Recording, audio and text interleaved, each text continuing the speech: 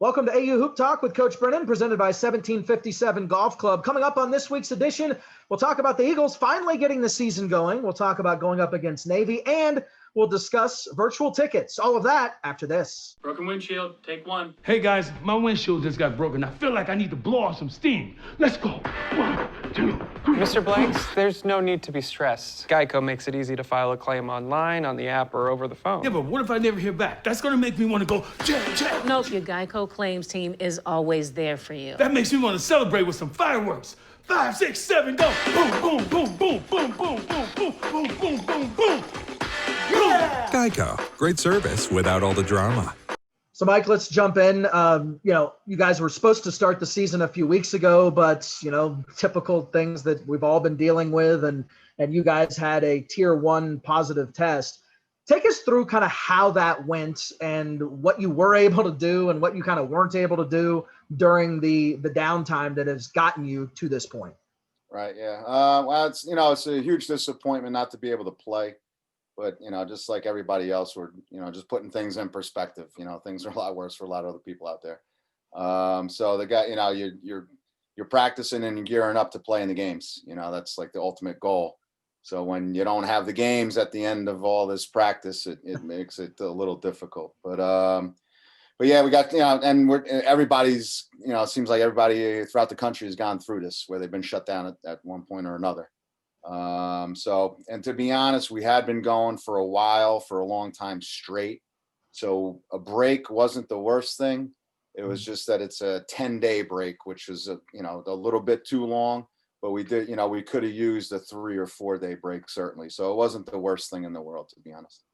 Now, were you able to do virtual meetings or anything, or did you just totally shut everything down for those 10 days? Yeah, no, I mean, we still Zoomed. We still, got together, daily. I think, this whole experience has tested everybody, just in sort of expanding what what you can do with a team, what is effective, what's not effective. So we had been talking about watching film with our guys. So this gave us a good opportunity to actually do that. Which, it's a good thing. It was a good thing where you watch some film as a team collectively, and then you get together with guys individually. Again, just the difficulty was watching film, but then not being able to get on the court like the very next day to sort of, go through what you actually watch. So it was helpful as a way to stay engaged, but we're definitely glad to be back on the court practicing.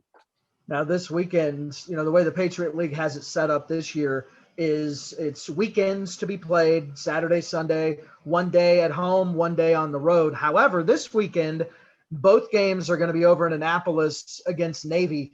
Is that a big deal for you guys, or since there's really not fans in attendance, is it just, and it's Annapolis, it's not like you're having, like the ladies last week had to go to Lehigh, you're just going to Annapolis. Is it really not all that big of a deal, or is it just yet another thing that you've got to, try to overcome here as you get the season cranked into gear? Right. Yeah. I'd say especially this year, it's much less of a big deal. We're just dying to get on the court. They could tell us we're going, to any gym, anywhere, in the world and playing anybody, and we would be excited. So, that's not a big deal. And I, to be honest, home and away, obviously being home, you always want to be home, but there's something about, normally in a normal year being on the road where you're away, you're in a hotel, you're isolated, you're sort of, kind of locked in and zeroed in. That's not the case, just because we're driving up the same day and driving back. But, we're lucky that, Navy's about an hour away, so it's not that big a deal and we're lucky that we're able to do that. To drive up, it's not a real long drive, play a game, drive back, and do it the very next day. So, it's good that we're in the position to be able to do that.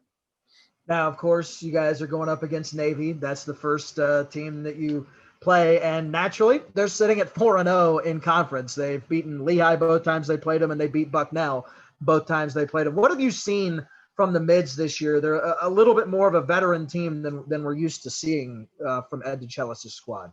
Yeah, well, that's the biggest thing is they've had guys that have been around, that understand what winning is, what competing is, how important league games are.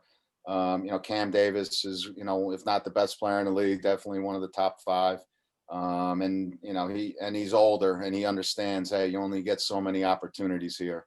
And you can tell by the way he's playing that he's making the most of his opportunities, and everybody else is following along. But Coach DeChellis' teams are always they're going to play hard, they're going to compete, they're going to give you the best effort, and they're going to make you work and move the ball. They're hard to guard, they're athletic, they're tough, they're physical.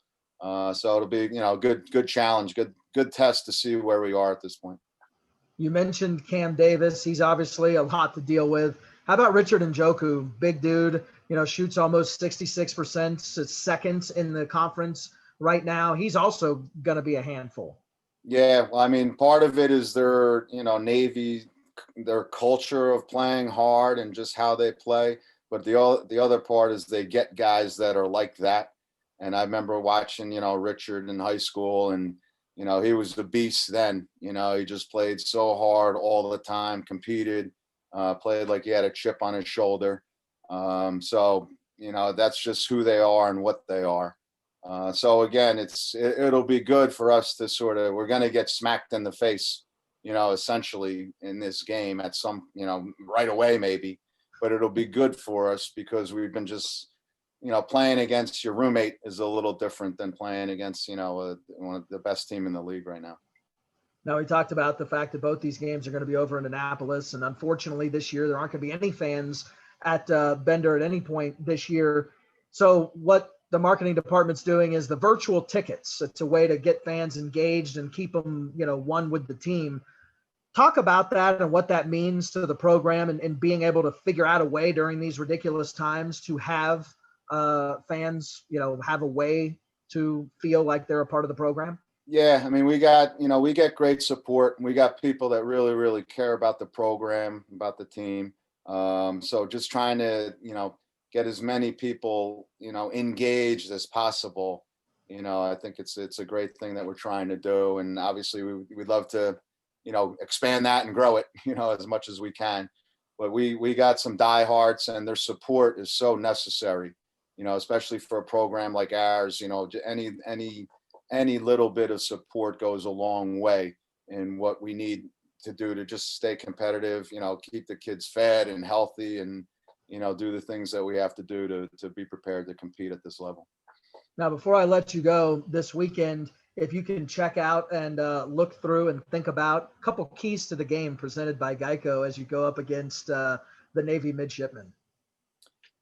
Right. So, I mean, to be honest, it's I'm curious to see where we are. It's not having played a game. I like our team a lot. I like there's distinct groups. There's guys that have been here, upperclassmen, and I include Ben Lebarski in that group. He's only a sophomore, but he played a lot last year. We're going to be relying heavily on him. And, you got Connor and Jameer and Josh and, Stacy, obviously. But then you got a group of freshmen and a transfer, Christian Lorne.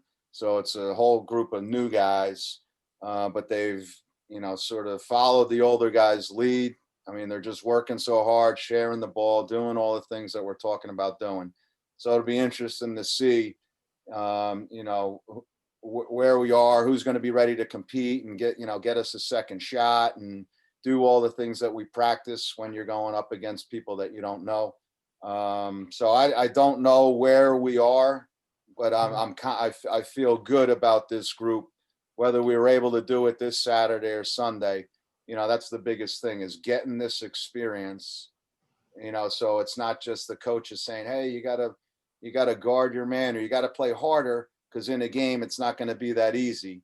Now they'll have that experience. So actually next week's practice, it'll be, everything will resonate so much more to these guys. They get better quickly. They're coachable. They've been going at it. But now it's like, once you get some games under your belt, all the things that you have been talking about and emphasizing, it just sort of, resonates a lot more when you point things out, that following week in practice. So, just can't wait to get on the court with this group. Well, best of luck this weekend over in Annapolis against Navy. That'll do it for this week's edition of AU Hoop Talk with Coach Brennan, presented by 1757 Golf Club. For Coach, I'm Dan. We'll see you next time.